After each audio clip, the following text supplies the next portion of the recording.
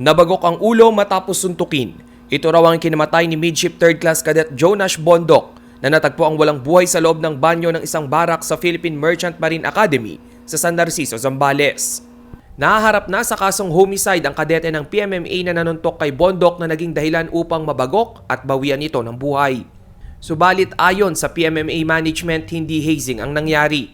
Blunt traumatic injury o tama sa ulo ang pinaniniwalaang sanhi ng pagkamatay ni Bondok. Batay sa report ng Zambales PNP, umamin ng kapwa kadete ni Bondok na si Midshipman Cadet 2nd Class Jomel Gloria na 2 beses niyang sinikmuraan si Bondok bago ito bumulagta sa sahig. Pero giit daw ni Gloria naglalambingan o nagbibiruan lamang sila.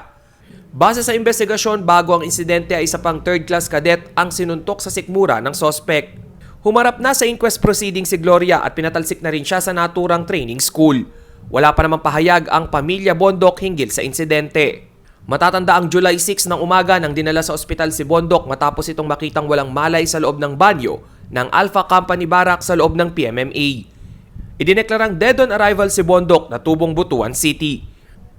Batay sa Republic Act 11053 o Anti-Hazing Act of 2018, mahigpit na ipinagbabawal ang anumang uri ng hazing sa mga fraternity at sorority sa mga paaralan, organisasyon at maging sa military training institutions.